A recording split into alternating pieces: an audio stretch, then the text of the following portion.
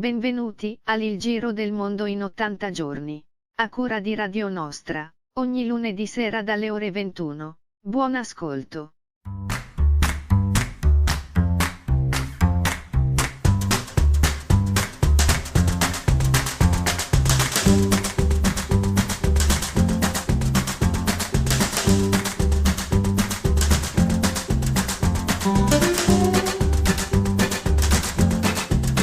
Giro del mondo in 80 giorni, seconda puntata. C'ho un coso? Un eco? Si sente l'eco, Rossella? No, No, no, lo non si sento sente solo l'eco. io.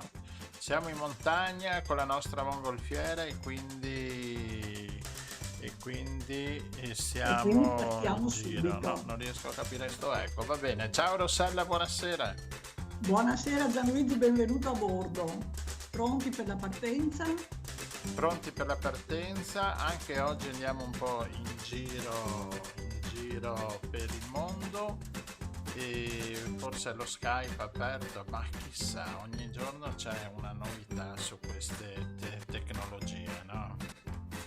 Vabbè, Hai tentato una rima anche, ah sì, no, è venuto fuori così. un'assonanza per la Una precisione. Va bene, mentre la sigla animata sta finendo, che è molto carina e molto bella, mi sono innamorato di questa sigla, andiamo col primo brano un po' più durotto, Paradise.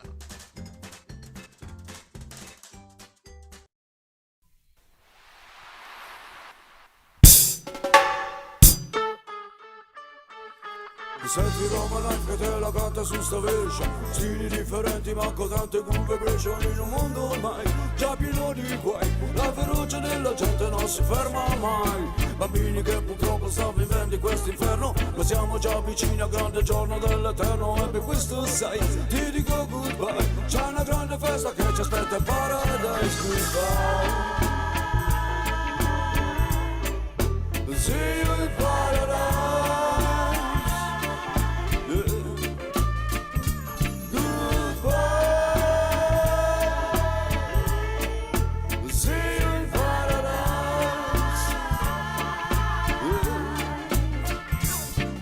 Non siamo chierichete, non viviamo nel segreto. Viviamo sopra te e vi mandiamo il suo decreto. A voi capi di tutta la terra. Il vostro capo ha già perso la guerra. Non serve commentare tutto ciò che sta accadendo, ma non ti puoi fidare di chi vive distruggendo. Ora sì che puoi, scegli come noi. È una scelta saggia, sai, non te ne pentirai. Goodbye. See you in paradise.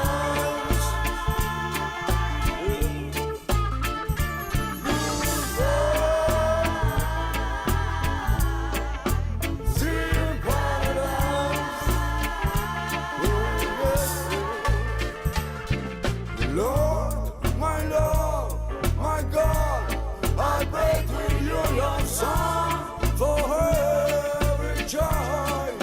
Sing in paradise, my Lord, my God, I pray and sing this new redemption song, new redemption song. Senti Roma Night che te lo canta su sta vescia. Stili differenti ma con tante curve breccia. In un mondo ormai ti dico goodbye. C'è una grande festa che ci aspetta in Paradise. Goodbye. Yes, goodbye. See you in Paradise. Yeah. Goodbye. See you in Paradise.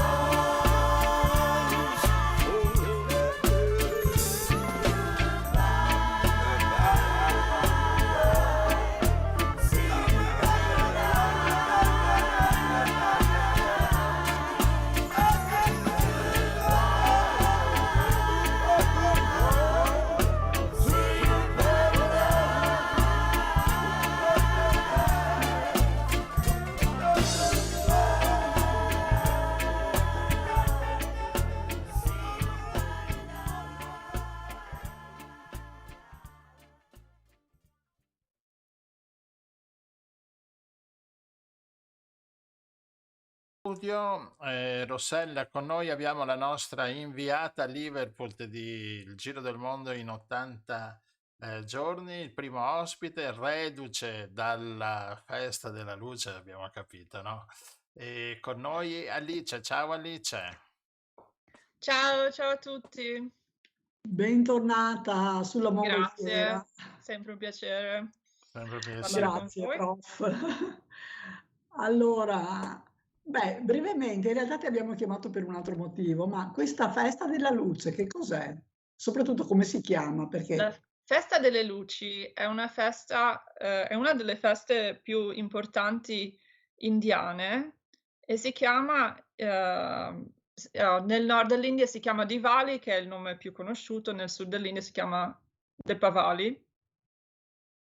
Ed è una festa che tradizionalmente simboleggia la vittoria del bene sul male. E si chiama Ah, Festa delle Luci perché si accendono, una delle tradizioni importanti è di accendere candele, lucine, lanterne e anche fuochi d'artificio. E poi ovviamente ci sono un sacco di pranzi, cene. vabbè. E un'altra tradizione è di giocare a carte. Beh, proprio Con... tutte cose che fra poco dovremo farne a meno con questa crisi elettrica. Allora, abbiamo giocato, sì, dunque, a giocare a carte coi soldi, io ho perso tutto. dai. Va bene, questo è anche un segno, no? Se è una festa di origine indiana, c'è qualche novità nel governo nuovo inglese, Abbiamo un no? nuovo primo ministro, Rishi Sunak, che da pochissimo, forse da ieri, che aveva perso la Leadership Challenge la volta scorsa, aveva perso quando ha vinto Liz Truss, e invece questa volta ce l'ha fatta, è diventato lui il primo ministro. Allora, di interessante c'è che questo, in realtà questo partito conservatore, però è espressione di una società molto più multietnica di quella italiana, perché questo, come si chiama? Rishi Sunak.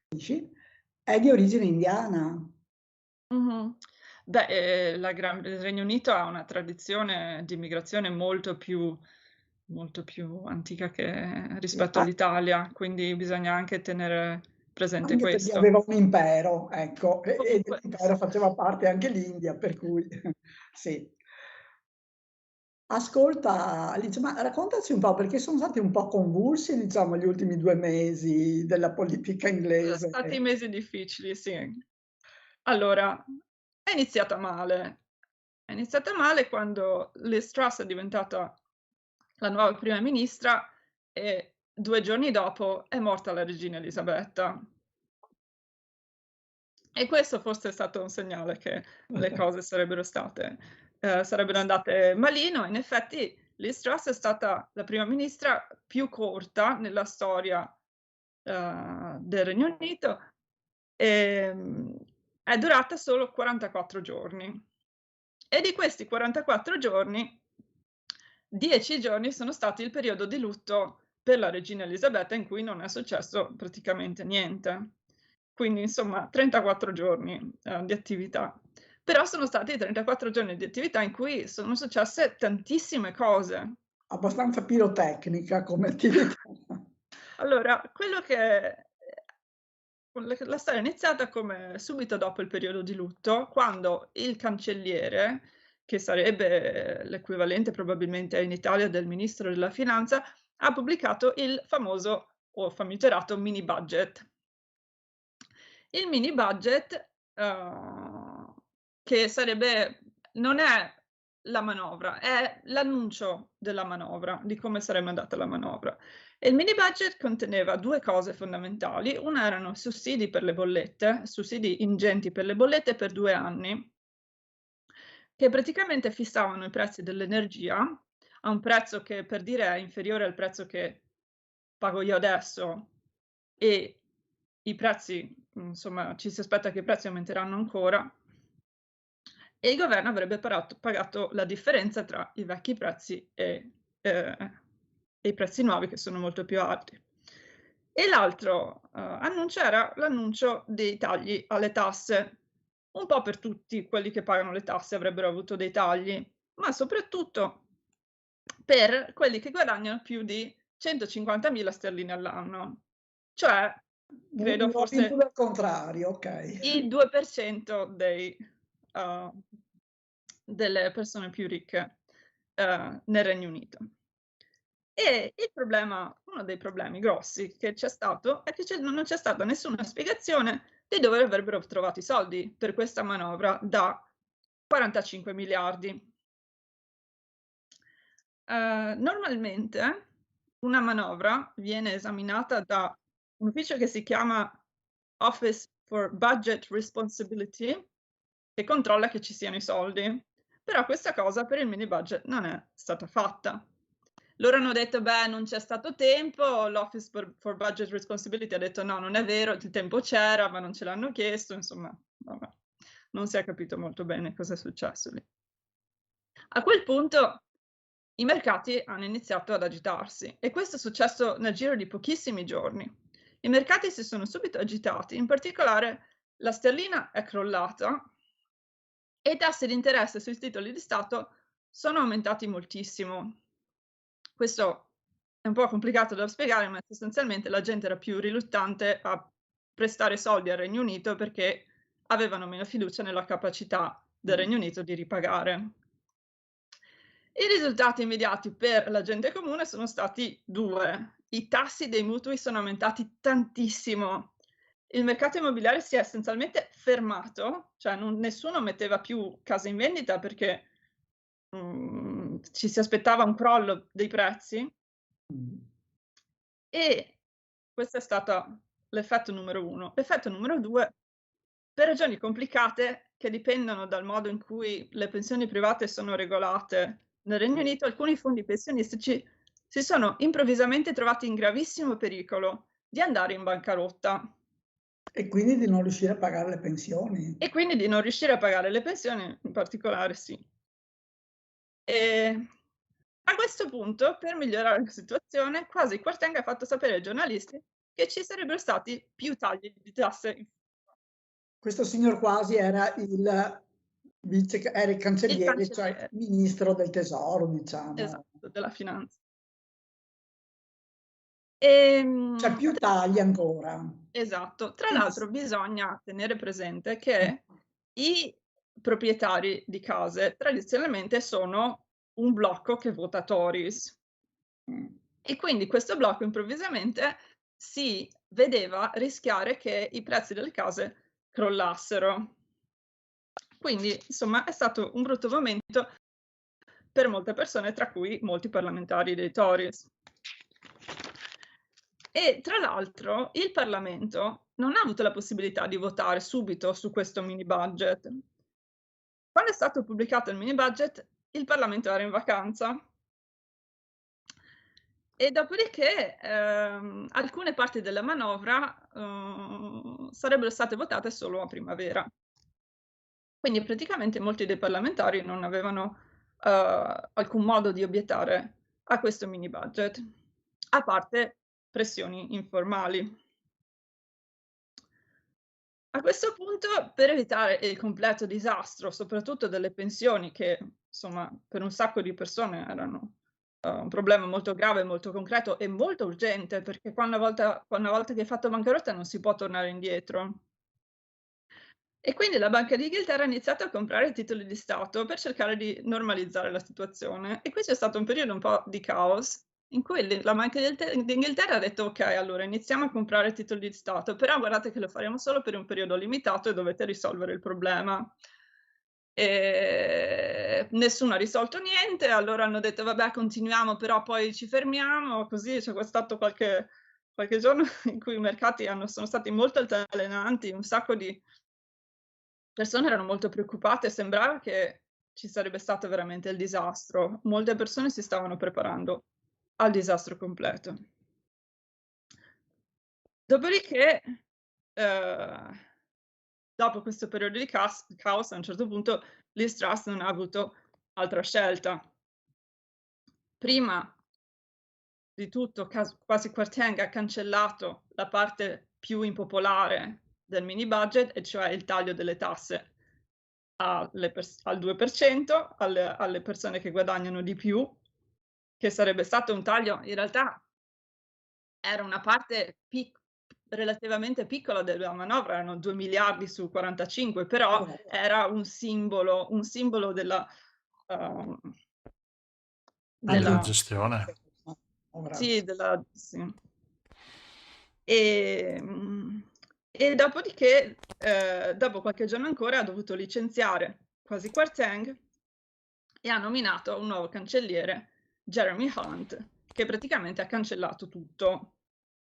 Ha cancellato i tagli delle tasse, ha ridotto gli incentivi nelle bollette. A quel punto il Daily Star, che è un tabloid inglese, ha iniziato una scommessa con un cespo di insalata comprato in un supermercato, una catena di supermercati che si chiama Tesco, che è una catena di supermercati che c'è dappertutto. Ha comprato un cespo di insalata, ha messo una parrucca bionda e la domanda era: chi durerà di più? Il cespo di insalata con la parrucca bionda o Liz Truss? E ha vinto l'insalata. L'insalata.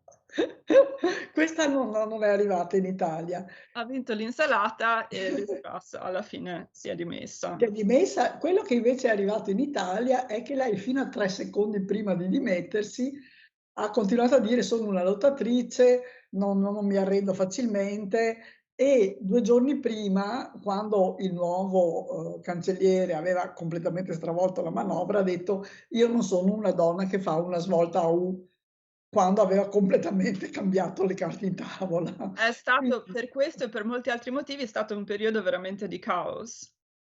Tutte le cose continuavano a cambiare di un minuto all'altro. La sterlina ha fatto l'altalena.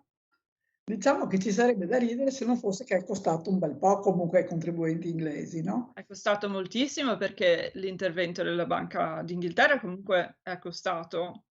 I danni alle pensioni non sono chiari, perché non è facile quantificare, e forse si saprà con il tempo cosa è successo esattamente, però alcuni danni ai fondi pensionistici probabilmente sono stati fatti. Lo scossone che si è preso il mercato immobiliare, non so se si sia ripreso ancora in questo momento. Ma a proposito di pensioni, per questi 34 giorni la signora Prima Ministra si porta a casa un bel gruzzoletto di soldi? Questo non lo so. È possibile. Si parlava di 134.000 euro Sterline, sì, sì, sterline all'anno. di pensione, diciamo. Per aver lavorato Però 40 giorni non è Uff. male, no? Non è male, non è male. Comunque i burloni non è soltanto lei, perché poi abbiamo visto che Johnson ha interrotto la sua vacanza ai Caraibi per tornare precipitosamente, e qua qualcuno ha cominciato a preoccuparsi. C'è stato un momento in cui sembrava che Johnson avesse delle possibilità per tornare ad essere primo ministro. Secondo me varie persone, vari elettori, soprattutto tra i Tories, rimpiangono un po' Johnson alla fine, soprattutto dopo il disastro di Liz Truss. Alla fine lui è stato sommerso di scandali. Lo scandalo più famoso è forse stato il Partygate, che non è nemmeno stato quello che alla fine lo ha costretto a dimettersi. Però dal punto di vista politico sembrava che le cose andassero meglio, e quindi per un certo periodo di tempo sembrava quasi che potesse tornare lui. Poi in realtà si è capito che forse sarebbe stato un suicidio politico per i Tories, e alla fine E quindi non si è lanciato di nuovo in corsa, insomma. non so neanche se avesse i voti necessari, il supporto necessario per... Mm. E invece questo mister qua nuovo? Rishi Sunak Ah, è il nuovo primo ministro e lui sì, è di origine indiana ed è molto ricco. È una delle cose quasi sospettose perché è ricchissimo e tra l'altro la moglie ha approfittato di una serie di vantaggi come non residente nel Regno Unito. ok. E non è super popolare, credo, perché infatti l'ultima volta quando era in corsa contro Liz Truss ha vinto lei. Quello che è successo l'ultima volta è stato che mentre lui è una persona sicuramente più competente che ha spiegato esattamente cosa avrebbe fatto, lei si è tenuta più vaga, ha fatto delle vaghe promesse a cui la gente ha creduto. E una cosa interessante che è successa è che lei ha detto durante la sua campagna, ha detto taglierò le tasse e lui ha detto se tagli troppo le tasse i mercati si spaventeranno e succederà un casino, che poi è esattamente quello che è E successo. quindi ha dimostrato almeno di capirci un po' di più, insomma. Esatto, D'altronde esatto. il fatto che abbia un patrimonio circa il doppio di Re Carlo vuol dire che forse è capace di amministrare almeno. Rishi Sunak era il ministro del tesoro sotto a Johnson ed era stato popolare durante il Covid perché aveva introdotto una serie di cose per una serie di misure di sostegno, per esempio il famigerato Eat Out to Help Out, in cui durante il Covid le persone erano incoraggiate a mangiare nei ristoranti per sostenere i ristoranti. Era una misura pensata per sostenere i ristoranti in cui il governo pagava metà dei pasti. Però insomma, mangiare al ristorante al picco del Covid nel 2020, forse a Esattamente. posteriori. E quindi ha avuto un periodo di popolarità nel 2020, adesso però lui ha già annunciato che vorrà tagliare la spesa pubblica, che in questo periodo nel Regno Unito è una cosa molto problematica perché ci sono dei problemi molto grossi con l'inflazione,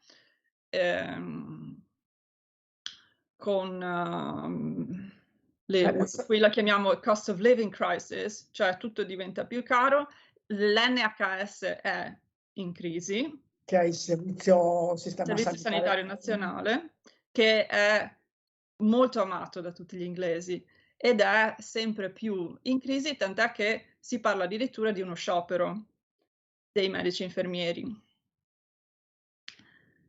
E ci sono, sì,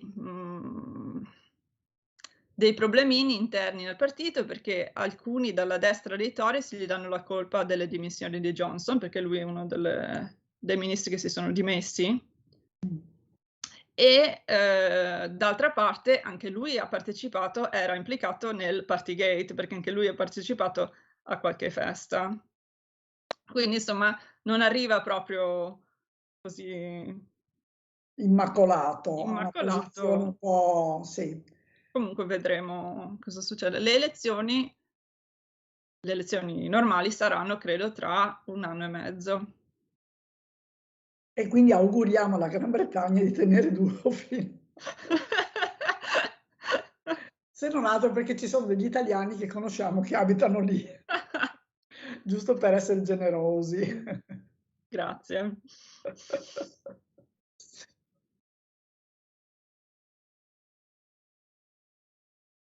In tutto questo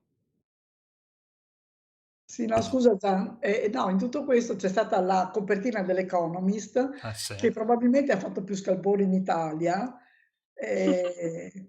in cui c'è un giochetto fra Brexit e Italia, e naturalmente con l'immancabile pizza e spaghetti, così per dire che adesso anche in Gran Bretagna ci sono i governi balneari, si chiamavano da noi una volta, no, perché duravano lo spazio proprio di un mattino.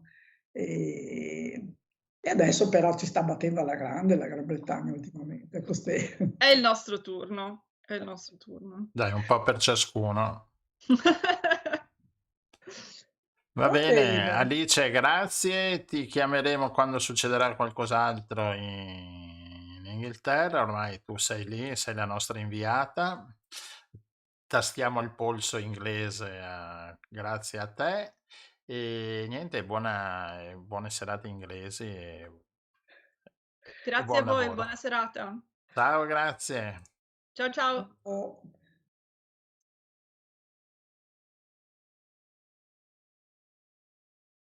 Yeah, da, yeah, ya da da da, ya da, yeah, in da da de, da yeah, la yeah, ya da da di, yeah,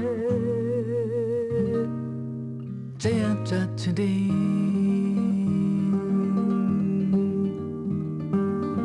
Como num cinema o dia vai e vem. Tenho em mim o norte do meu bem. Minhas rodas são meu ouro, meu caminho é o meu tesouro. E com sorte chego mais além. Por cima dos campos eu vou me espraiar. O mundo é maior que meu olhar. Sonho um mundo sem fronteiras, ninguém mais é estrangeiro, já não há pra que nos separar. Vasto é o mar e as histórias pra contar, como as de chegar, partir, ficar, esse é o lugar para se lançar.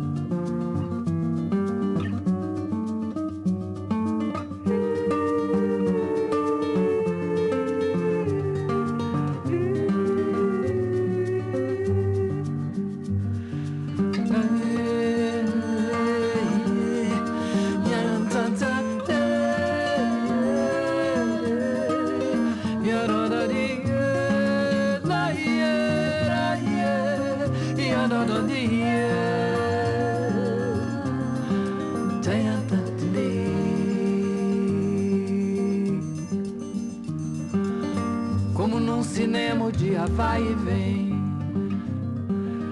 Tenho em mim o norte do meu bem. Minhas rodas são meu ouro, meu caminho é o meu tesouro. E com sorte chego mais além. Por cima dos campos eu vou me espraiar. O mundo é maior que meu olhar.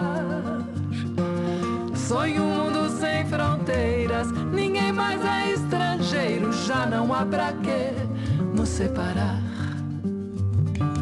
Vasto é o mar e as histórias pra contar, como as de chegar, partir, ficar, esse é o lugar para se lançar.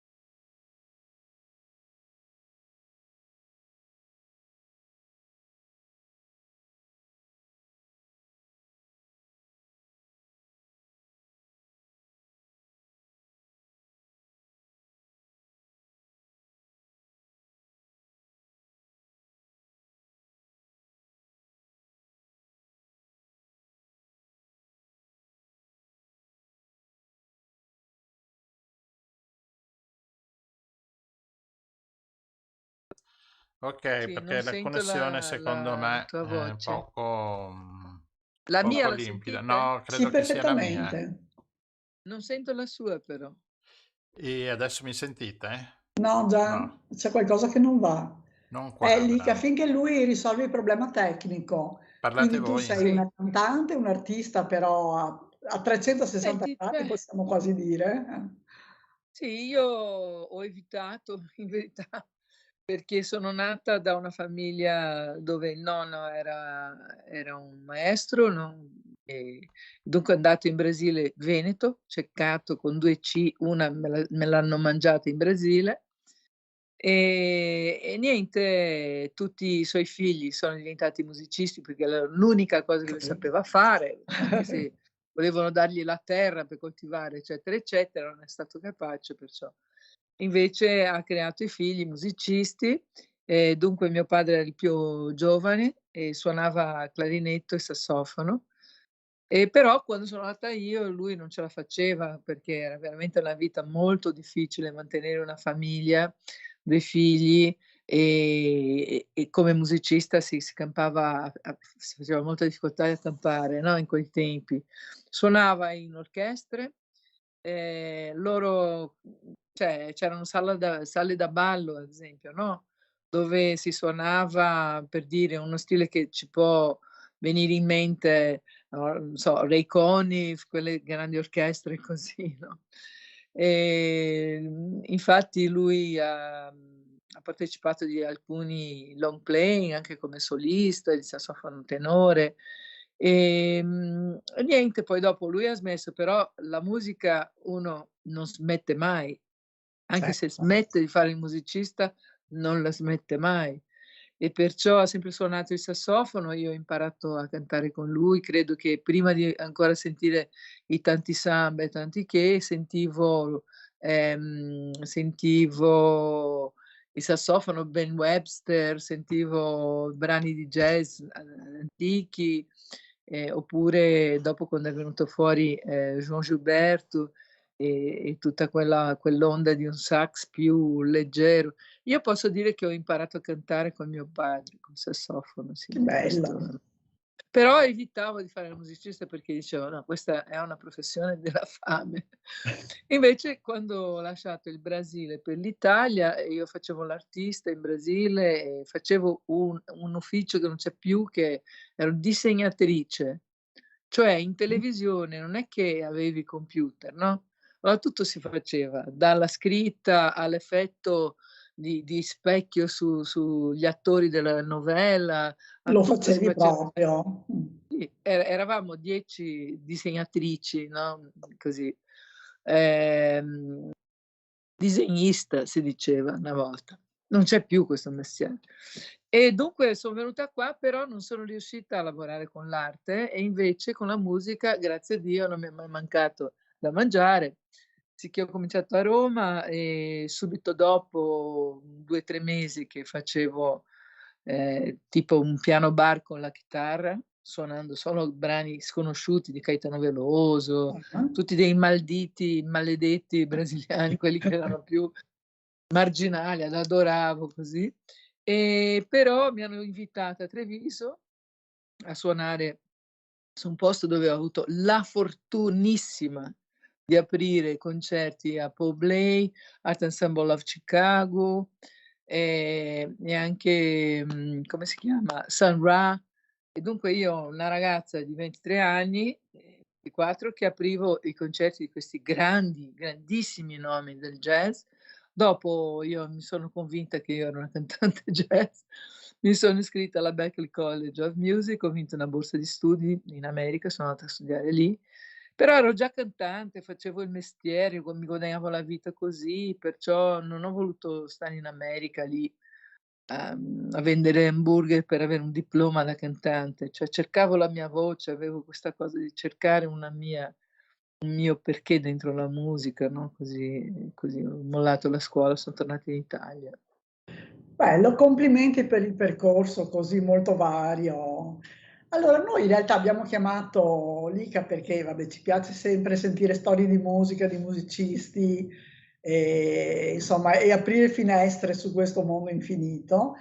Però ti abbiamo chiamato perché la domenica prossima c'è il secondo turno delle elezioni in Brasile e volevamo che tu ci spiegassi un pochino qual è la situazione. I due candidati sono Bolsonaro, che è il presidente uscente, e Lula, che è stato invece presidente, poi insomma è stato cacciato anche, ma non si è capito tanto bene come, almeno in Europa così è sembrata una cosa poco trasparente, diciamo.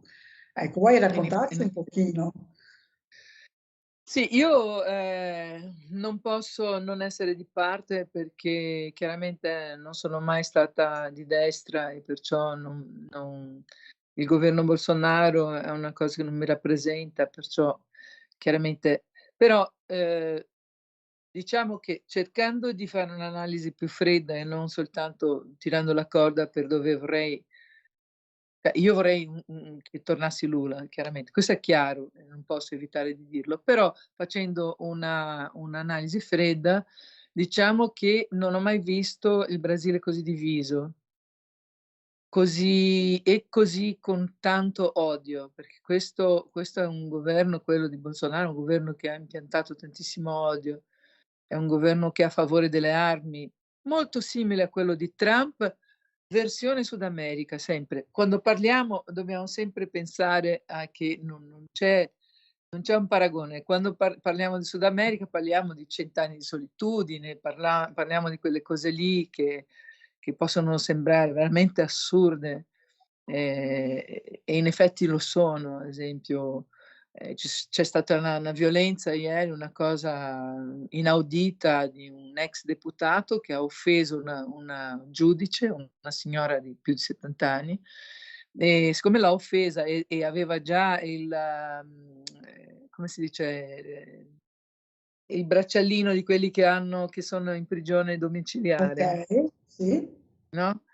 E comunque l'ha offesa e ha fatto un film pubblico, ha pubblicato sulla media, un film che la chiamava di prostituta in giù, ma una cosa Un orribile, deputato questo, un un deputato. ex deputato, sì. Sicché cioè, ormai avevano deciso che lui andava in prigione, sto cercando di parlare il più svelto possibile, e lui non voleva andare in prigione, è venuta la polizia federale, no? Senza il giubbottino, quello antimissili, e lui ha deciso di sparargli. Lui aveva 13 armi a casa e 6 granate. Una di loro un fucile, ha dato una fucilata di 20 pallottole sulla macchina dei poliziotti e ha buttato 2 granate, che una di loro ha fatto rompere il vetro, ha ferito una ragazza poliziotta e un delegato, insomma una cosa sconvolgente, sconvolgente. E insomma dopo non voleva comunque andare in galera. Han dovuto non so, son passate ore di trattativa. Incredibile.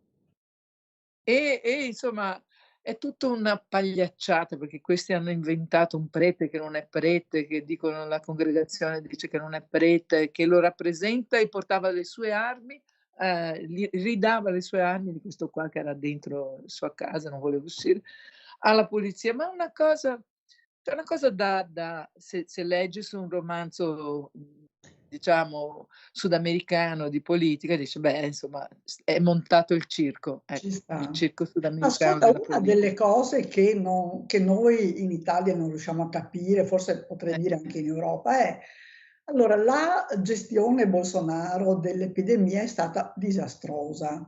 C'è stata Disastrosa. una quantità di morti, ci dicevano che muoiono per le strade, 680.000 che nelle periferie morivano per le strade, venivano lasciati davanti alle baracche, così. Allora, come mai? E noi ci aspettavamo che al primo turno avrebbe vinto Lula alla grandissima e chiuso l'argomento e ci eravamo liberati di Bolsonaro, che è veramente, insomma. giustamente. E invece come mai ha ancora così tanti sostenitori? Cioè, secondo me questo è un fenomeno, andrebbe studiato, perché lui ha vinto, cioè lui ha vinto per l'odio che la gente aveva dell'altro governo, o un antipettismo, loro dicono comunismo, che non c'è mai stato in Brasile il comunismo, cioè, il comunismo di Xi Jinping in Brasile non c'è mai stato, insomma. Invece l'estrema destra sì. Comunque, vabbè. E hanno una macchina molto grande di denaro dietro. Cioè, ad esempio, quando tu vedi notizie come non rispettano l'Amazzonia, no? Anche se rompono tutta l'Amazzonia non interessa, basta che facciano soldi. Ecco, questo tipo di denaro è che lo sostiene anche nel potere. Ad esempio, leggevo l'altro giorno che lui ha avuto donazioni spontanee di questo tipo di denaro, un denaro grosso, 65 milioni di reais, va bene, di donazioni spontanee, mentre Lula ha avuto 790 mila. E ovviamente Lula questi soldi vengono impiegati nei media, no? comprano la televisione, comprano i giornali. Abbiamo avuto Berlusconi qua, però parliamo di Sud America sempre, no? Che è Quindi è tutt'altro. alla potenza tutto questo, sì. E dunque adesso c'è una pressione immensa, ci sono delle ditte che dicono ai suoi impiegati: guarda, se non votate Bolsonaro sarete tutti quanti fuori, vi licenziamo tutti, insomma una pressione molto grande.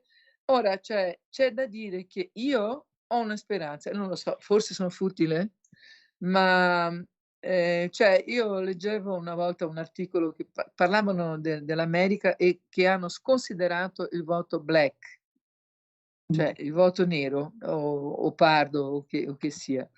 E secondo me stanno un po', cioè il governo Bolsonaro sta un po' troppo facilone sul fatto, invece il popolo che ha sofferto, classe media in giù, molto in giù, i poveri, hanno sofferto molto con questo governo, no? E quelli sono anche numerosi. Se questi vanno a votare, perché tanti non vanno perché non hanno neanche i soldi da andare a Ecco, infatti votare. poi ti volevo chiedere appunto com'è la partecipazione alle elezioni. Ecco, c'è stato il più grande assenteismo, è stato insomma 21% credo. Però anche in Italia è stato così, comunque insomma. È Esatto. che il mondo è talmente incattivito da tanti problemi che secondo me c'è anche una mancanza di fiducia in un futuro, no? Mentre ad esempio perché nel nord-est, ad esempio in Italia non arrivano queste notizie? Perché nel nord-est Lula è votato 78%? Perché io quando Lula era al governo sono andata al nord-est tante volte, sono stata sposata con un nordestino 22 anni e insomma lui ha fatto tantissime cose anche al nord-est dove pochi presidenti hanno messo soldi. In genere i soldi brasiliani si concentrano nel sud-est, dove è São Paulo, Minas Gerais, Rio de Janeiro, dove c'è più soldi, anche perché si produce di più. E invece la difficoltà di governare una terra gigantesca come il Brasile è la distribuzione dei soldi, è anche avere una struttura sociale, socio-economica pubblica che valga, cioè, ad esempio, scuole, ospedali, università, insomma, condizioni di studio per un popolo, perché un popolo possa crescere un gradino, no? Certo. Credo. Sentiamo se Gianluigi è riuscito a tornare a bordo perché mi sa che è Ci stato sono? sbalzato Mi fuori. sentite? Ah, eccolo, è tornato. Sì, Sì, ecco. È risalito a bordo della mongolfiera. No, bene. Sì. No, anche perché sentivo, cioè il Brasile è un po' è la miccia per l'ambiente di tutto il mondo, insomma, cioè tutti quanti dobbiamo guardare, avere un occhio sul Brasile perché con la sua foresta amazzonica diciamo da vivere, E ti è sparita vivere la a voce tutti di nuovo, quanti. vedi? È andata via. Aia. Questo qui c'è Proprio qualcuno. nel punto, Sì. hai toccato il punto cruciale. E ad esempio, su un presidente e l'altro, quello che più lotta o lotterebbe per una causa dell'ambiente, sarebbe anche il presidente Lula. Cioè, Certo. e dunque io, se c'è una speranza, c'è una speranza. Però devo dire che con tutta questa macchina di fake news, come è successo anche in America, cioè è difficile Sì, hai capire, ragione, sì. perché sono robotti, loro lavorano senza mai Certo. fermarsi, no? Cioè, ogni minuto c'è una bugia che va a giro, moltiplicata Certo. all'infinito. Guarda, è uno stress, posso dire. No, perché c'è da Questo- ricordare, ecco, che non è che Bolsonaro sia tiepido nei confronti della questione ambientale, è un No, negazionista totale. Cioè, lui dice che non sì, è vero. infatti, no, non è vero, no, è vero. Cioè, anzi, il suo ministro Riccardo Salles ha detto, beh, adesso che sono tutti un po' occupati con la pandemia, durante la pandemia ha detto questo e ha vasato un audio, no? Ma adesso che sono tutti occupati con la pandemia, facciamo passare i bui e vendiamo parte di questa Amazzonia, dai. Così, cioè, e dunque sì, non è minimamente preoccupato con mantenere, ed è un polmone del mondo, giustamente, no? Cioè, è una preoccupazione che tocca non soltanto i brasiliani, credo io. Certo, no, certo. Certo, adesso mi sentite? Sì, Forse è tornato a voce di sì, ed è nuovo. anche, mi è sparito anche l'eco. Evidentemente ho Sì. fatto una buona ecografia. Va Ma bene, comunque sì, dimmi. ti ho risposto quello Sì, che sì, sì, volevi sì, sapere. l'avevate capito il problema. Qual era? E niente, vediamo domenica, magari ci sentiamo la settimana dopo, così ci fai un resoconto, così ci dici. Beh, adesso col ballottaggio, allora torniamo un attimino indietro. Prima c'erano 3 o 4 candidati, no, se non sbaglio, per la presidenza. Sì, E sì. nessuno ha raggiunto il 51%, quindi c'è il ballottaggio che sono fra Lula e Bolsonaro. Ora, le altre forze Però politiche noi abbiamo, che sono state quello che ha eliminate, preso diciamo. il candidato che ha preso il terzo posto è una Mm. donna che io trovo molto ragionevole. Mi piace tantissimo la gente che non urla, ecco, cioè, tipo come mi piaceva sentire parlare Conte durante la pandemia, perché mi dava, dico, io magari avessi avuto un Conte così nella pandemia in Brasile, no?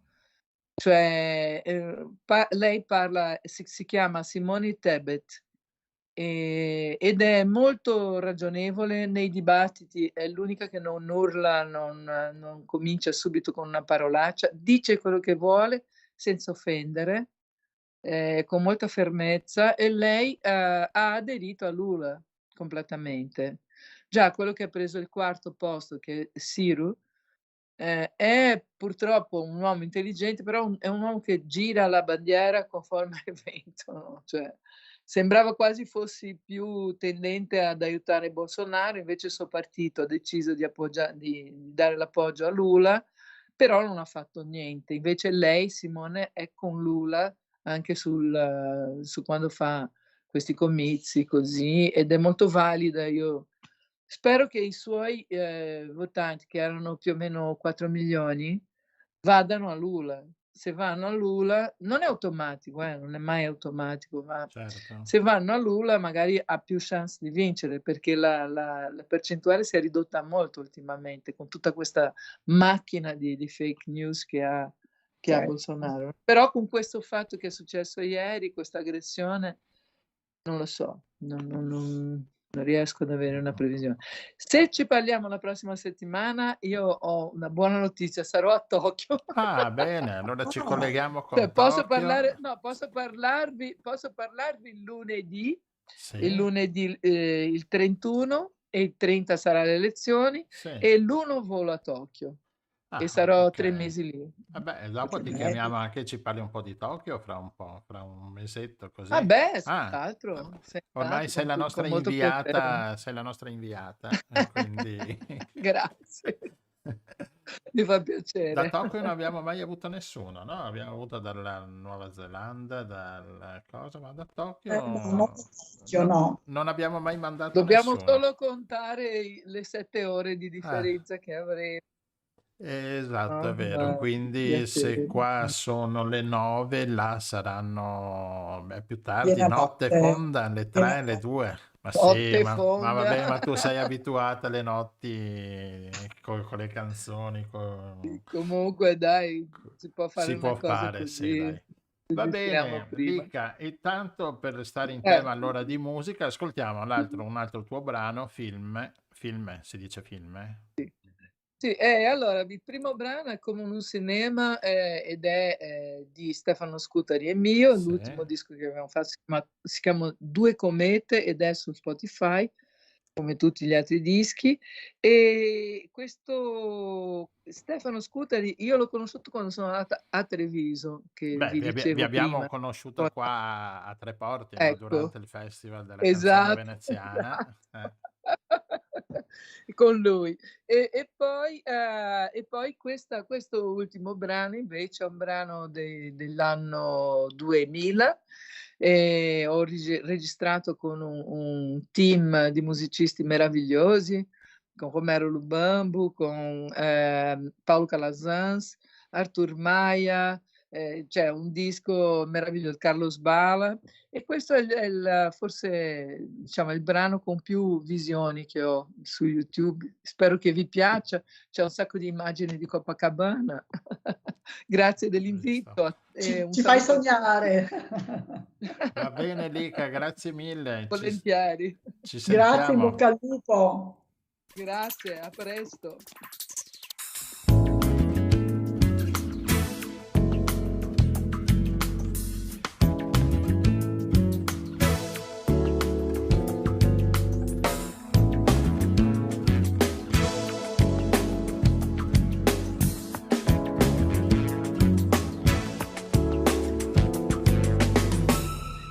No cinema a gente se encontrou, tudo bem.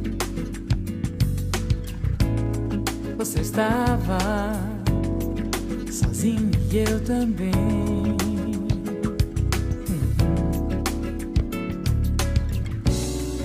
E foi assim tão de repente, senti o calor da sua mão. Filme onde estou, que hora? Não via mais do que você. Foi então que tudo começou.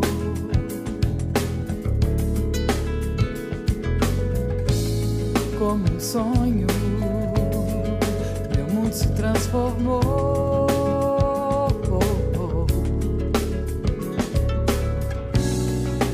Pense nem ir embora, tá bem melhor aqui comigo. Vou lhe dar o que puder, o que não der a gente inventa.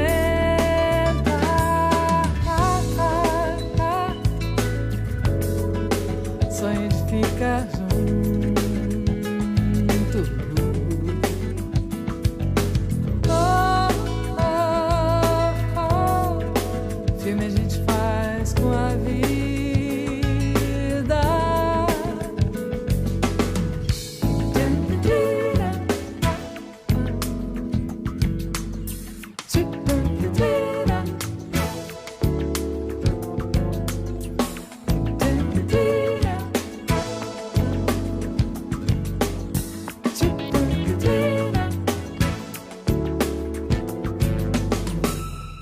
No cinema a gente se encontrou, tudo bem. Você estava sozinho e eu também.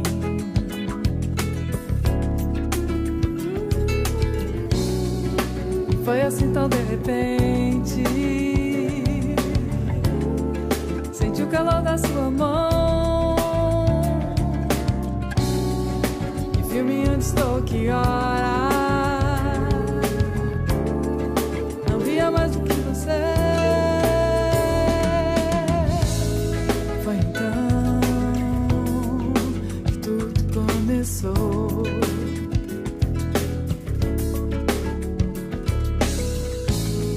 Como um sonho, meu mundo se transformou.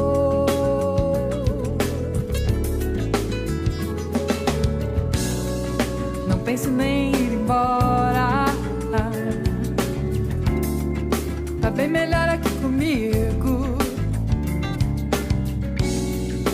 Vou lhe dar o que puder, e o que não dar a gente inventa. O sonho de ficar junto.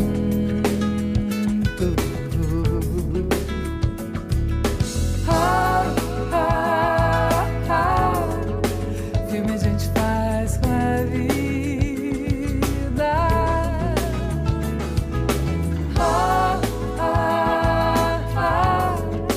Na, na, na, na, na, na. Sonho de ficar junto. Na, na, na, na, na, na. Filme a gente faz com a vida.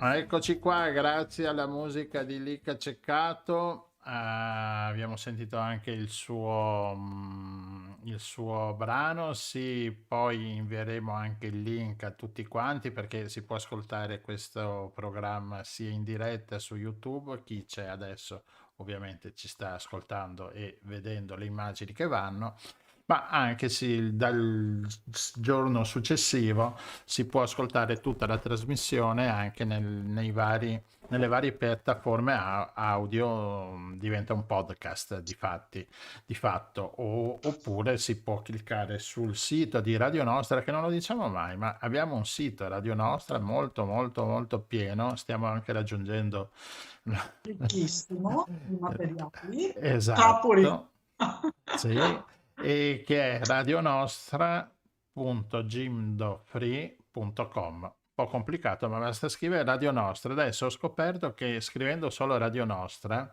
siamo saliti sopra la Radio Nostra, quella parrocchiale di una parrocchia.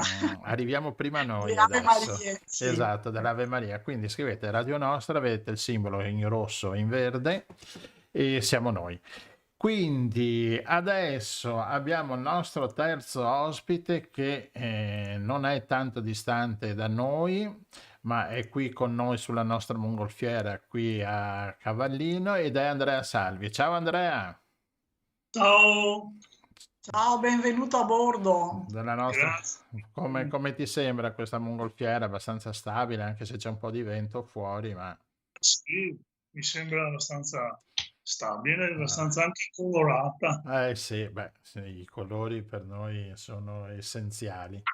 Allora, abbiamo chiamato Andrea Salvi perché adesso metto la locandina. Il venerdì, se non sbaglio, no? C'è la presentazione del suo libro La storia si caricò di deluderci.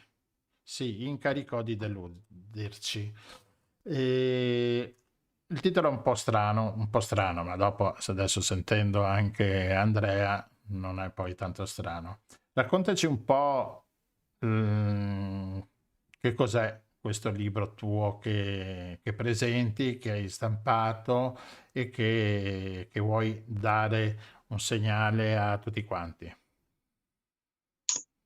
È la storia dei 10 anni più importanti del petrolchimico.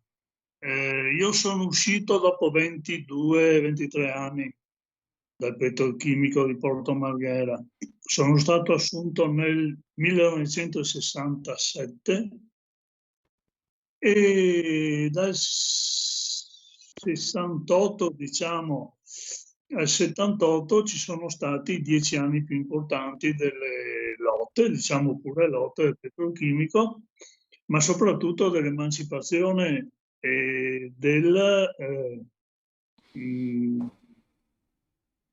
come dire, della nascita di un nuovo modo di lavorare, di una tecnica nuova, più moderna, molto più moderna, e anche delle relazioni industriali nuove. Ecco, Ascolta Andrea, scusa, poi, siccome ci ascoltano un po' da in giro per il mondo, Ecco, per noi petrolchimico tutti quanti più o meno sappiamo di che cosa si tratta, ma magari chi non abita in provincia di Venezia o nel Veneto o nel nord Italia non lo sa. Ecco, di che cosa parliamo quando parliamo di petrolchimico? Parliamo di una fabbrica petrolchimica, ovvero una fabbrica chimica che lavora non proprio il petrolio grezzo, ma i sottoprodotti del petrolio, una volta tolta benzina e gasolio, i volatili più il gas volatile più leggero, insomma. Diciamo che uno dei poli principali italiani è stato, perché forse adesso, no? Assieme a Ferrara e giù nel sud, cosa c'era? Gioia Tauro, no? C'era, adesso non mi ricordo più, vabbè. E quindi uno dei punti anche più importanti negli anni 70. Sì, signore, infatti diciamo che l'apertura del petrolchimico è nata da una fusione famosa Mont-Edison, prima la Sice Edison, poi la Edison, eccetera. E ovviamente per quegli anni in cui il petrolio costava poco, si poteva pensare di fare economie di scala, di fare molti prodotti in quantità. Poi è cominciato a venire la crisi del petrolio dopo 10 anni, eccetera, eccetera. Sappiamo come sono andate le cose, ma in quegli anni c'era una possibilità, sì, di sviluppo, e c'è stato uno sviluppo effettivamente. Basti pensare alle materie plastiche, le cose che facevo io anche, che sono state risolutive assolutamente per la vita anche di tutti i giorni, ma soprattutto della vita industriale. Sì, oltre allo sviluppo industriale c'è stato anche tutto lo sviluppo sociale con la creazione, non so, del quartiere del villaggio San Marco, no? A Mestre c'era la Cita, a Coso, a Marghera, insomma, dove c'era una forza lavoro non indifferente e che quindi ha dovuto gestire anche tutto la zona urbana. Ha dovuto un po' aggiustarsi, diciamo, a quello che Porto Marghera poteva offrire, no? Sì, infatti non c'era solo il petrolchimico, c'erano i fertilizzanti, c'erano tutte le varie sostanze che ex novo dopo la guerra sono servite all'Italia per diventare un paese, diciamo, normale, ecco, almeno. Certo. No, io mi ricordo ero alle medie, che la prima gita delle medie tutti pensano andiamo, chissà dove andiamo in montagna, andiamo al lago, andiamo alla città d'arte. La prima uscita della gita è stato il petrolchimico. Tutti con i caschetti. E comunque è stato interessante, eravamo bimbetti, ma comunque c'era appunto tutta questa produzione nuova, perché all'epoca era tutta un campo nuovo, no? che si muoveva. Certamente, ripeto, le materie plastiche che poi oggi abbiamo demonizzato, ma come succede per esempio a quelli che hanno creduto che il petrolio fosse eterno, no? Come oggi qualcuno crede che l'acqua sia eterna. Cioè la gente che sapeva queste cose c'era a Porto Marghera, ma come al solito i tecnici, quelli che sanno le cose, non comandano mai. Allora, tu dici, la storia si incaricò di deluderci. Qual è stata questa delusione? Pensavamo, non a torto neanche, che con il presidente Kennedy, il Papa Giovanni, gli operai forti, avremmo potuto fare almeno una parte di quelle riforme che erano necessarie, migliorare la società. Perché? Dico questo perché noi eravamo abituati a risolvere i problemi giorno per giorno. La tecnica era quella che ci aiutava, diciamo, dentro in fabbrica non c'erano problemi, c'erano solo cose da risolvere. Poi, naturalmente, la nostra poca esperienza poi con il tempo ci ha insegnato che poi ci sono cose che non si vogliono risolvere politicamente, ma quello è un altro discorso. Noi eravamo tecnici, operai, credevamo che tutto si potesse fare. Perché era una realtà molto grossa e anche dove credo si evidenziavano le contraddizioni anche, no, di uno sviluppo capitalistico che sicuramente garantiva anche uno sviluppo al paese, una modernità. Io sì, mi ricordo, per esempio, mia mamma era affascinata dalla plastica in casa, no? Anche negli utensili così, perché era leggera, non si rompeva, era molto più facile da maneggiare, cioè.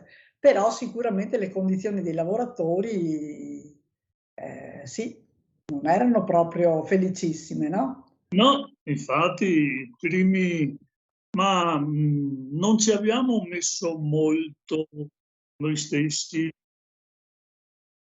i lavoratori stessi, quelli venuti nel 67 che poi hanno messo in piedi il Petrolchimico 2, non è che ci abbiamo messo molto a migliorare le condizioni, è che poi, come ho detto, la storia non ha voluto, ma c'era la possibilità di avere una fabbrica pulita. E poi vi dirò anche un'altra cosa, che in effetti tutto questo capitalismo selvaggio non è che perché c'era talmente un bisogno di materie prime, mercato che tirava da matti, che è stato il famoso boom economico, che vi dico solo una cosa, tanto perché ci capiamo, insomma, la materia plastica era indispensabile, perché provate a pensare che un impianto di acido muriatico, tanto per dire una qualsiasi banale, di acido appunto muriatico, di acido cloridrico, una volta per fare un impianto del genere bisognava foderare di piombo i tubi di acciaio. Con i nostri tubi di plastica, un decimo del costo, si faceva un impianto. Quindi capite che non era neanche un fatto proprio capitalistico, era un fatto di rinascita. Di progresso, certo, sì, sì, sì. Poi c'era. Però, ecco, e le condizioni dei lavoratori come si sono sviluppate, diciamo? Diciamo che abbiamo fondato noi una nuova organizzazione del lavoro. Infatti, manovre con i scioperi, con gli scioperi abbiamo imparato a fermare gli impianti, che prima non eravamo capaci. Abbiamo imparato a rimetterli in marcia, tanto che una volta abbiamo rimesso anche in marcia la fabbrica contro il parere della direzione. Abbiamo preso in mano la fabbrica e l'abbiamo messa in marcia. È durata 2 giorni, poi chiaramente per non andare in cerca di incidenti, storie, abbiamo restituita alla direzione con tanti complimenti. Però è stata, diciamo, una prova d'arte, dai. Diciamo così. È anche una prova di forza, no? Siamo stati capaci, ma ecco, abbiamo imposto per esempio il manuale di reparto. Ogni reparto, la tradizione di conduzione del reparto era tutta orale. Così si diceva, si faceva così, si era sempre fatto così. Noi delegati di reparto abbiamo imposto che ci fosse il manuale di reparto per ogni impianto con elencate le manovre, chiaramente, senza dubbi, senza mezze, sì, che non si sapesse, insomma. Quindi era passo enorme. Ascolta, perché tra l'altro sono lavorazioni anche forse un po' pericolose, no? Purtroppo sulla sicurezza sul lavoro siamo ancora abbastanza indietro a vedere anche i numeri di quest'anno, insomma sono già numeri molto tragici, ma in un tipo di lavorazioni di quel genere e in quegli anni forse anche la sicurezza sul lavoro era un tema importante. No, direi il contrario, direi che nelle fabbriche più difficili come il petrolchimico la sicurezza era al massimo. Eh, La sicurezza non c'è nei cantieri edili, nel ristorante, capisci? Perché non si spende poi miliardi per la sicurezza, ovviamente, sia in addestramento che in... Poi qualche incidente succede sempre, perché, però non così sempre, insomma. C'erano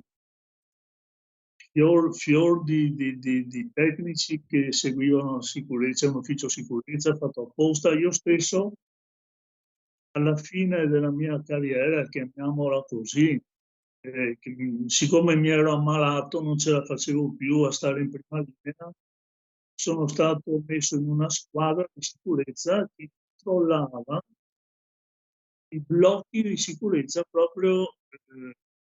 Cosa succede quando un reparto sfugge al controllo? Succede che si ferma solo, magari con qualche difficoltà, ma si ferma, no? Se non c'è l'uomo, se tutti gli uomini, ipotesi, stramazzano per terra, l'impianto comunque si ferma. E naturalmente non è così fantascientifica la cosa, poi dipende. certo. Però facevamo a tappeto con impianti in marcia questi controlli. Era molto curata la sicurezza, anche oggi i nostri tecnici sul mercato, diciamo, della sicurezza, che trattano sicurezza sono importanti. Ascolta Andrea, tu hai fatto anche un percorso personale, no? Importante, perché sei entrato giovanissimo Sì, e avevo 20 anni, poi io sono sempre stato autoclavista, cioè facevo la plastica, e poi sono stato delegato di reparto, sono stato dell'esecutivo del consiglio di fabbrica, eletto in consiglio di fabbrica, e sono stato anche della commissione ambiente, la famosa commissione ambiente. Quando nessuno parlava dell'ambiente, parlavamo noi a Petrolchimico, e vogliamo proprio dare, sia ben chiaro, insomma, quelli che verranno a parlare Petrolchimico sono tutte persone che in quegli anni parlavano di ambiente. Magari intendavamo, per ambiente intendavamo anche soprattutto il posto di lavoro. certo. Però anche quello va tutelato e, no? Ascolta, però vorrei tornare un po' sulla domanda che ti ha fatto prima Gianluigi, perché tu lo vedi come un percorso in negativo, comunque sembra, no? Dal titolo, cioè questa delusione che c'è nel titolo, sembra che tu lo veda come un percorso in negativo, questo del percorso in fabbrica. Perché la società, soprattutto a Venezia, non ha voluto far sviluppare questo mondo che si stava evolvendo. L'ha fermato per non dover, per non dover farci i conti, perché ci sono città in altre nazioni, eccetera, che hanno usato questa tecnologia moderna per fare cose meravigliose. Però è chiaro che poi i rapporti sociali cambiano. E qua eravamo indietro e lo siamo ancora. Va bene Andrea, allora ricordiamo venerdì 28 ottobre alle 17:30. Per chi è qua in zona, si sa, la sala ex centro civico che è in via Concordia 27 a Cassavio. Se qualcuno viene da fuori, si va con Google Maps e la trova subito. E quindi Qua è un'indicazione preziosa questa. sì, ormai si trovano facilmente ormai i luoghi dove si vuole andare. E niente, ci sarà Andrea, ma non ci sarai solo, mi pare di aver capito, no? Dalla locandina. No, infatti, come hai detto tu, avete detto tutti e due, non è che proprio sì, il titolo è un po', ma sai, il titolo è venuto da una mia amica che ha letto un paragrafo dove c'è scritto così. E ha detto, invece di intitolarlo L'operaio e petrolchimico, una cosa del genere, mettici questo che è un po' più poetico, va Sì, bene. prende anche di più, insomma, si cerca di Sì, capire di più tutto esatto. quanto. Però il taglio che daremo è anche quello che tutto sommato intendevo, certamente perché non siano dimenticate queste persone, ma non è così drammatico, ecco. No, beh, allora il sottotitolo poi recita Il sogno operaio al petrolchimico di Porto Marghera, quindi è più didascalico, insomma, e aiuta a capire anche il titolo. Infatti, cosa c'è? Ci sarà un ospite d'onore, veramente un mio grande amico, ma al di là dell'amicizia, un ospite veramente importante che è stato per 20 anni appunto responsabile della sicurezza e per 15 anni e in contemporanea anche capo dei pompieri, e questo verrà a presentare il petrolchimico in genere. Quindi persona più qualificata credo non ci sia. Va bene, Andrea, all'epoca appena assunto con 1.000 lire cosa facevi? No, all'epoca niente si faceva, prendevo 64.000 lire alla settimana, mi pare. Ah. Non mi ricordo bene, ma 64.000 lire alla settimana, con 1.000 lire forse si andava, no, al cinema forse costava meno il cinema. Allora, ecco, 46.000. Ecco, Ecco qua, il alla piccolino appare. 46.000. Bene, invece adesso con 1.000 lire ci ascoltiamo la CT Bendaland che canta 1.000 lire al mese. Ciao Andrea! Grazie mille Andrea. Se potessi avere 1.000 lire al mese, senza esagerare sarei certa di trovare tutta la felicità. Un modesto impiego, io non ho pretese, voglio lavorare per poterlo fin trovare tutta la tranquillità. Una casettina di periferia, un bel maritino, giovane e carino, tale come te. Se potessi avere 1.000 lire al mese, fare tante spese, comprare tante cose, quelle che vuoi tu.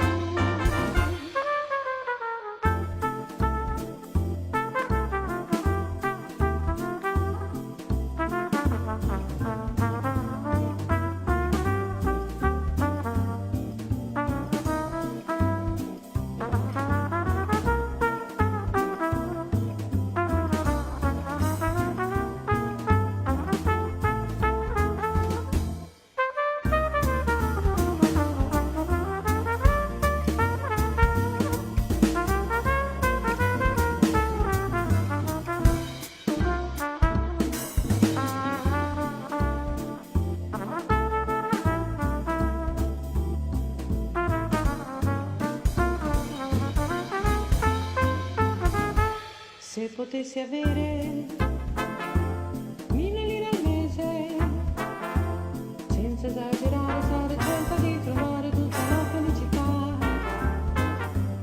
Un modesto impiego, io non ho pretese, voglio lavorare per poter fin trovare tutta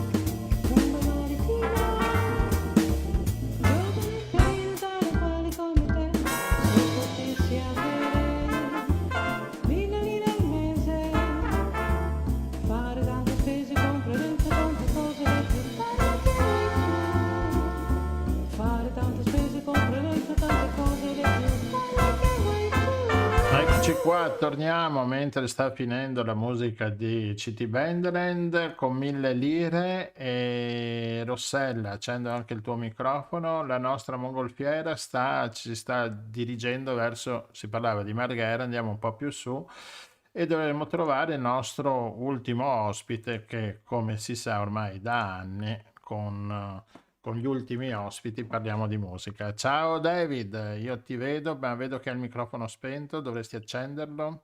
Eccoci qua. Eccoci qua. Eccolo Ciao. qua. Bentornato sulla Ciao. mongolfiera. Come Ciao. stai? Come state? Sì, E peccato non naturalmente. salutare anche Lica, che è una gigante. Dica sì. Ciao Lica. No, non c'è ancora. Sì, no, ma ti sentirà lo dopo. dico per lei se ci sentirà un giorno. Sì, domani ci sente tutta la trasmissione. Non so se è ancora collegata su YouTube. E comunque Lica, come puoi aver sentito, la sentiremo anche lunedì prossimo, che ci fa il resoconto finale della questione in Brasile. Della triste questione. Com'è? Sì, della triste questione. Sì. Speriamo che Non è detto ancora, speriamo dai. che sia meno triste, ma Sì, no, nel senso che già così a me mette abbastanza ansia, sì. Sì, in difficoltà come stanno messi, poverini. Ecco. Allora, con David vogliamo parlare un po' di musica jazz ovviamente, perché potremmo anche parlare di musica classica anche con David, ma insomma parliamo di musica jazz. Com'è andata quest'estate il jazz qui nel Veneto, anche in Italia, insomma c'è un po' di ripresa, sembra che da quanto si sente si sta un po' muovendo qualcosa. Beh, mi sembra proprio di sì.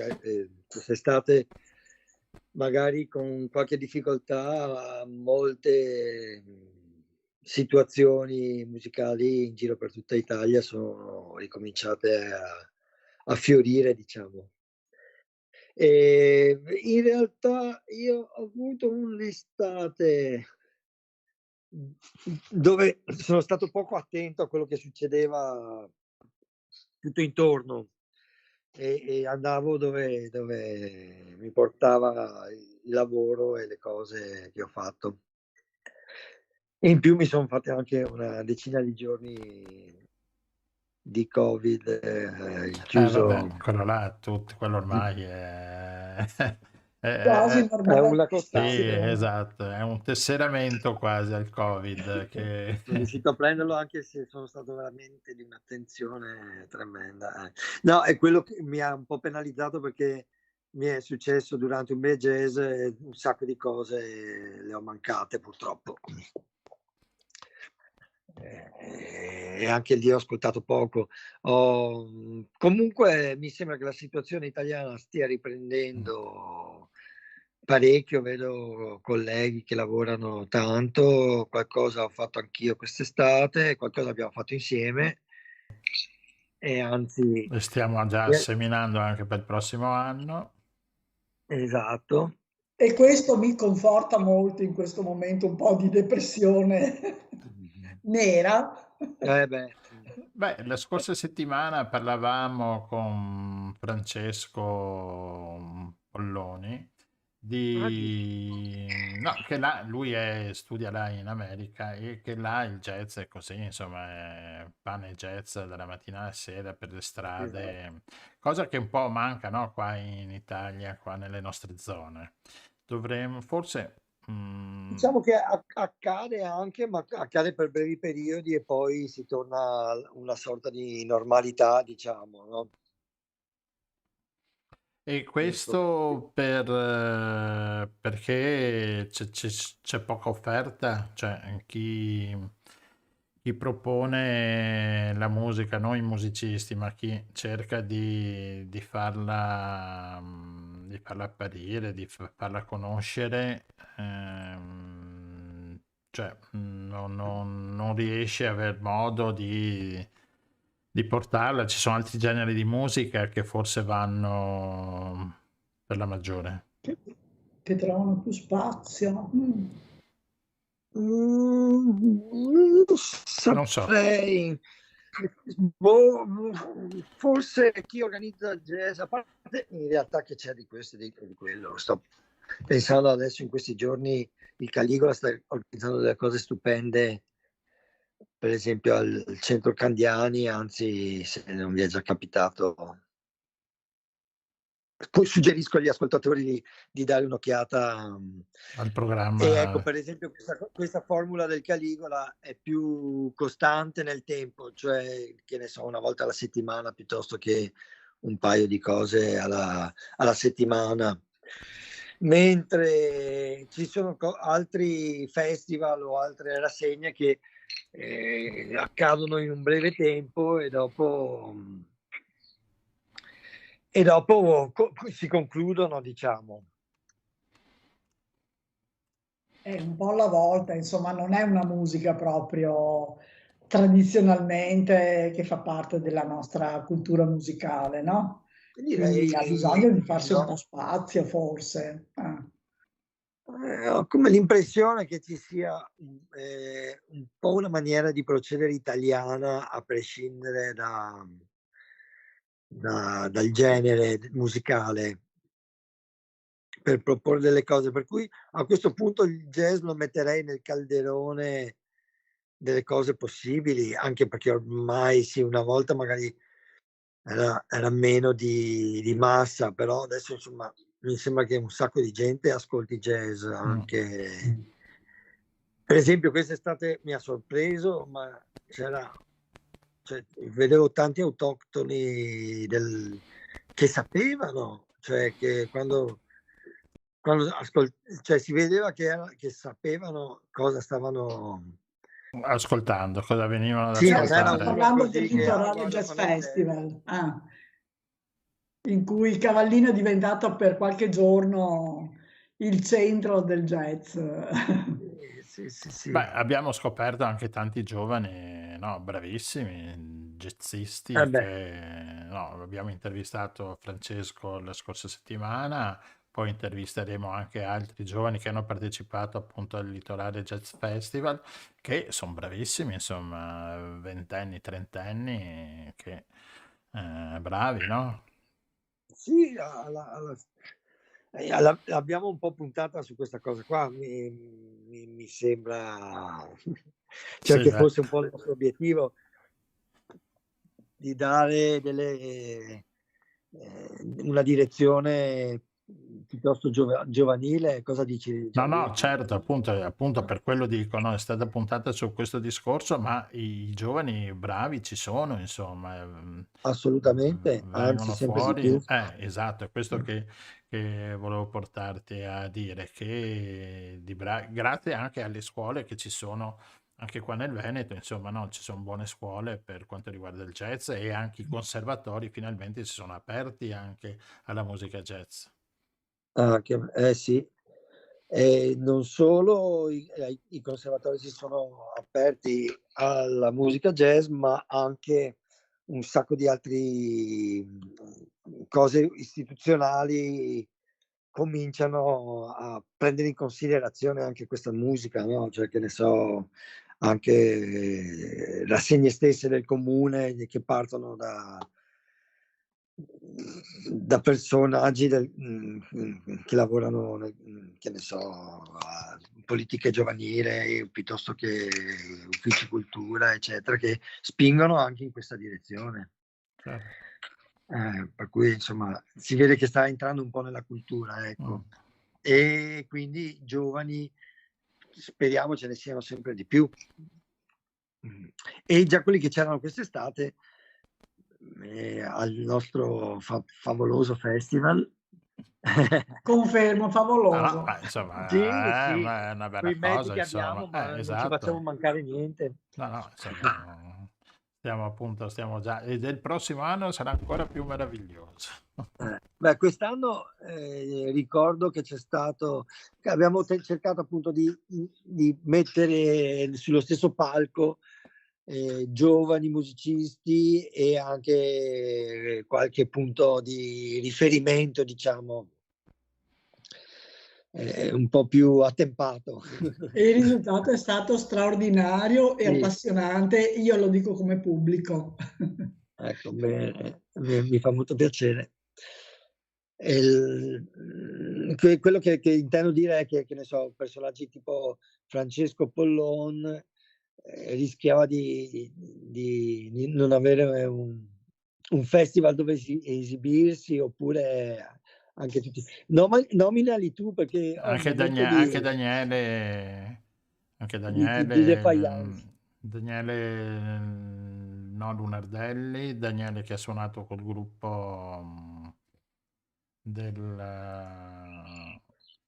degli americani, diciamo, anche lui, Daniele, adesso sto andando a prendermi le locandine. Ah, Daniele Lavelli, sì, Lavelli, scusa. Lavelli, Grandissimo esatto. pianista, ecco, anche lui poco visibile nei paraggi, per cui insomma si è voluto dare un po' di visibilità anche a gruppi e a giovani musicisti, anche a musicisti di un fantastico livello, che magari hanno meno occasioni per motivi Sì, che ne sì. sono più concentrati in Lo so. altre cose, però hanno una bella marcia, per cui è stato bello coinvolgerli. Certo, lo stesso anche Igor Ambrosin di Jesolo, che Igor diciamo Ambrosin giocava in è stato casa fantastico, col suo trio, anche insomma, Mario e anche Mario Palusci, Balusci, sì. il nostro pianista, cioè tutti giovani con Nicola D'Amico, il batterista, no, che è straordinario, l'abbiamo sempre detto, e Nardir Bizzotto al contrabbasso, Francesco sì, Nardir. Meli, cioè è un bel E gruppetto, tra sono l'altro anche giovani Francesco Bordignon, che e nel gruppo che suonava con me, e esatto. Francesco Pollon. Francesco Bordignon sta facendo delle cose pazzesche dappertutto ormai. Io sono veramente felice di questa svolta, cioè di questa sua evoluzione. È diventato veramente una bella. Io l'ho sentita un po' di anni fa quando cominciava, ma anche Francesco Pollon l'ho sentito qualche anno fa, dopo un po' alla volta era sempre più bravo, no? Certo, sì. Ed è piacevole che facciano anche festival nei paraggi, come sarebbe piacevole in realtà cercare di coinvolgere il più possibile dei progetti dell'entroterra, di progetti validi che portati avanti da musicisti, solo che chiaramente quei mezzi che si hanno si fa almeno un po'. Esatto. Beh, di tutti questi che abbiamo parlato si possono ascoltare, perché ci sono tutti i concerti sul canale YouTube di Radio Nostra, li potete ascoltare, sono nella playlist Litorale Jazz Festival 2022, quindi tutti i concerti sono stati registrati e sono da ascoltare, sono venuti bene anche dal punto di vista della Anche registrazione. tecnicamente, Sì, sì, confermo esatto. io che qualche pezzettino di così momenti di nostalgia ho rimesso qualche brano così, e è stato molto piacevole, ho ricordato quelle belle serate. Devo dire anche, ripeto, dal punto di vista del pubblico molto appassionanti, ed è anche un modo per diffondere appunto una musica. Però, come diceva Davide, abbiamo avuto la conferma che ci sono, insomma, anche qui degli appassionati, no? E un po' alla volta si allargherà, dai. E anche un sacco di musicisti dell'area, infatti appunto questa seconda edizione li ha cercati di valorizzare. E tra l'altro vorrei comunque, per quanto riguarda i video, sottolineare la bravura di Gianluigi Bergamo come cameraman. È una cosa incredibile. No, sembra che hai fatto questo di mestiere. Beh, lo facevo da giovane. Ah, ecco, ti vedi? No, perché non è possibile. Troppo. Lo facevo da giovane, ero su Televenezia, la redazione sportiva di Televenezia a Mestre, in via Piraghetto. Va bene, ascolta, allora si parlava del festival che è andato e adesso ci ascoltiamo On the Sunny Side of the Street, suonata da noi da voi. da noi, sì. Ci mettiamo Senti, invece dimmi. volevo dire che anche un grandissimo trombettista, Jeff Stout, ha fatto la sua apparizione insieme a Debbie Larkin. Beh, sì, vabbè, loro E lì sono... è stato il momento Là proprio era proprio così. il massimo dell'apoteosi che abbiamo raggiunto. Esatto, con Adam Pasha alla batteria e E Stanley Dario Sturgi. Boato, che nonostante il Covid recente ha dato il meglio di sé sul palco in varie Sì, serate. veramente sì, no, io ero proprio scoppiato, era il primo giorno di Post-Covid. negativizzazione il giorno che ho suonato, o il giorno prima tipo ero negativo, per cui Sì, ero proprio cotto. Arrivavo anche da Umbria Jazz, per cui ero bello cotto, sì. Va bene, però dai, insomma comunque... Non si vedeva, ma non si vedeva. No, ecco, grazie. Bevi quello che vuoi. Soprattutto non si sentiva. Jeff è stato veramente fantastico. Metti i Sunny Side che dopo andiamo avanti.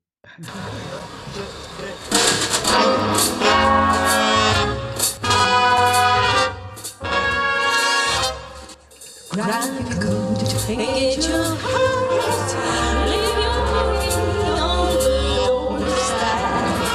Just direct your feet on the sunny side of the street. Can't you voi non lo sentite? and that happy tune is yours there. Life can be so sweet on the sunny side of the street. I used to walk in the shade with those blues on parade. I'm not afraid. Race over and cross over,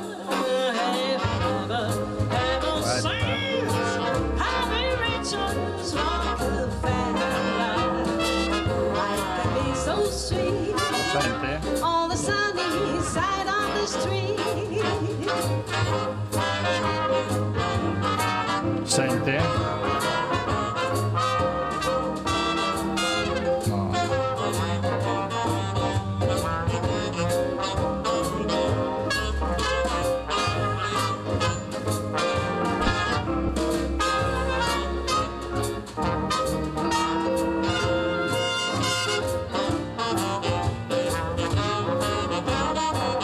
I used to walk in the shades with those blues on parade, but I'm not afraid. Listen over, cross over, if I ever since I've been riches on the fella. Life can be so sweet on the sunny side of the street. On the sunny side of the street. Perché non avevo visto Ecco studiare prima. qua, siamo tornati in studio, forse avete sentito un po' la tromba di David suonare, forse avete sentito un po' le mie parole, ma comunque siamo qua tutti noi tre amici e va bene così. Allora, David, no, purtroppo non riuscivo a farti mettere l'audio perché David voleva suonargli dietro, no? Ma no, scherzavo. Però no. Solo che avevo capito che avevi già chiuso il microfono e invece mi sono sbagliato. No, era chiuso il microfono. Sì, era il mio forse aperto. Comunque va bene così. Così adesso hai qualche decibel in meno anche tu. Va bene, prossime tue uscite, David? Adesso dove ti sentiamo? Il 28 di ottobre sono al Laguna Libre con un quartetto nuovissimo e vediamo cosa ne viene fuori.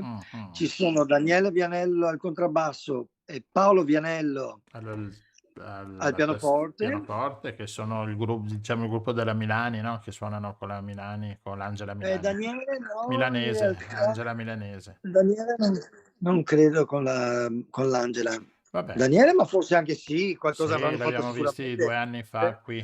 Ah, ok. Perché so che ci suonava, come si chiama? Alvise Seggi, scusa, che Mhm. ormai con un'età non mi ricordo i nomi.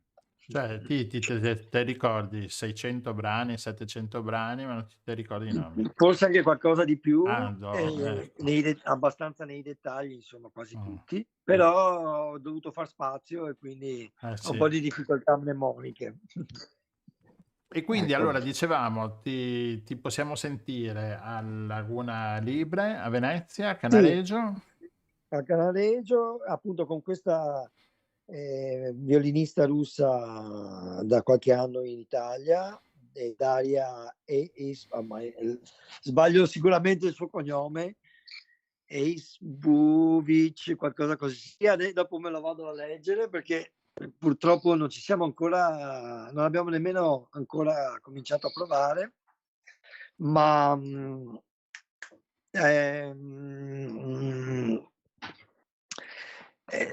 sì, cominciamo questa settimana e ci facciamo un paio di prove e vediamo. Lei ha già il repertorio suo e cercheremo di andarle incontro.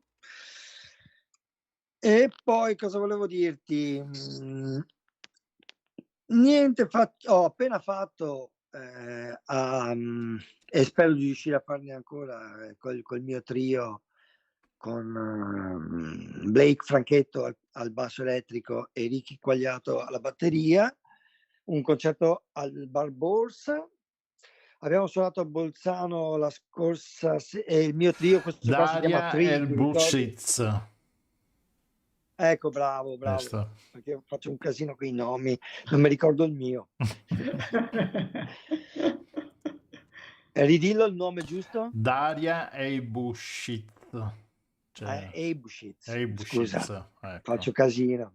Perché nel frattempo stiamo preparando anche un gemellaggio con Siena e il Conservatorio di Barcellona, il Conservatorio di Lisbona e quello di Amsterdam.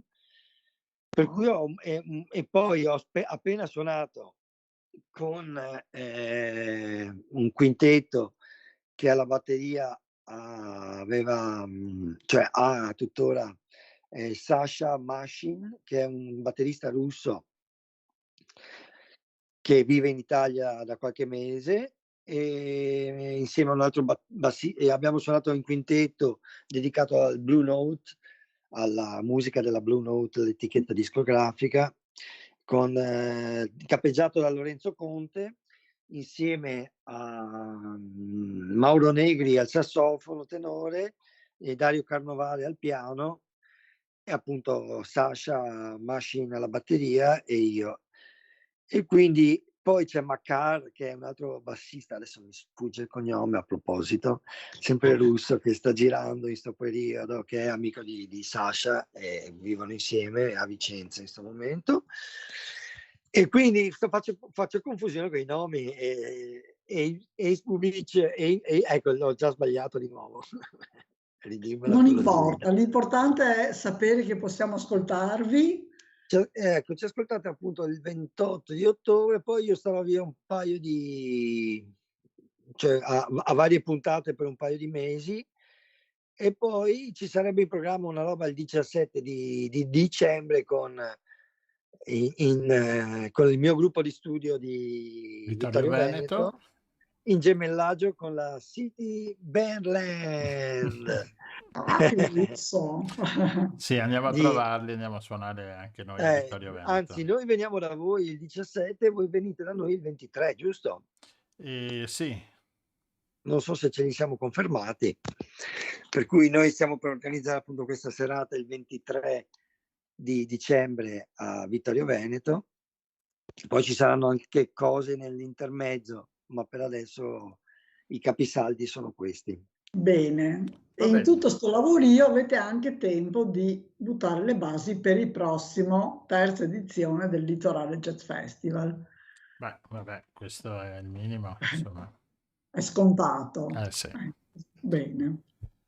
Allora, l'instancabile, io non riesco neanche a eguagliare lontanamente, cioè a assomigliare lontanamente al maestro Gianluigi Bergamo, che mentre fa fa 8 miliardi di cose, gli avanza di farne altre 8 miliardi parallele. Io non so come possa quell'uomo vivere No, così. no, ma siamo nella normalità. Appunto, però sei uno che riesce a... Vabbè, insomma, mi diverto, mi diverto. Sei bravo ad organizzare No. cose, ecco. Va bene. E a proposito di ciò, io invece sono bravo, insomma, ho avuto la fortuna di studiare un po' in America e di girare un po' come jazzista, per cui ho conosciuto un sacco di musicisti sì. molto bravi che, nonostante i nostri mezzi limitati, però si favoriscono. Vabbè, insomma. Va bene. Allora, niente, ci sentiremo più avanti. Grazie. E niente. Non posso anticipare Di cosa? chi verrà a suonare. No, adesso aspettiamo. Dai. Troppo presto. Sì, un po' di rullo di tamburi prima. Okay. Allora manteniamo un po' prestino, teniamo un po' in sospance un po' tutti quanti. Va bene. David, grazie, ci vediamo, ci ascoltiamo e vi ricordo il 28 ottobre, di 28 ce n'è uno, quindi è facile da ricordarsi la data, il 28 ottobre a Laguna Libre possiamo andare a sentire, è un venerdì, quindi il giorno dopo si sta anche a casa, si potrebbe venire. Va bene, David, grazie Grazie a voi. E buona musica a tutti. A tutti. Bene, sta andando la sigla. La nostra sigletta.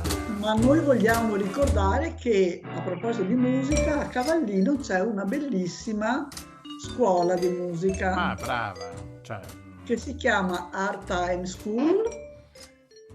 E che cosa offre, Gian? Offre tutte le possibilità di imparare lo strumento, qualsiasi strumento siamo attrezzati più o meno a farlo conoscere e a insegnare, e quindi dal violino alla chitarra, al pianoforte, all'arpa, abbiamo anche l'insegnante di arpa, alla tromba, al sax, al contrabbasso, e al coro. Abbiamo il coro della scuola, che questo è proprio anche gratuito. Chi vuole venire, facciamo le prove il giovedì sera al centro civico Pascoli al Cavallino, quindi chi vuole venire a cantare volentieri è ben accettato. E abbiamo anche il coro dei bambini con Monica Vanin, con il corso propedeutico alla musica, sempre curato da Monica Vanin, il sabato mattina, quindi ci stiamo muovendo, abbiamo varie cosette.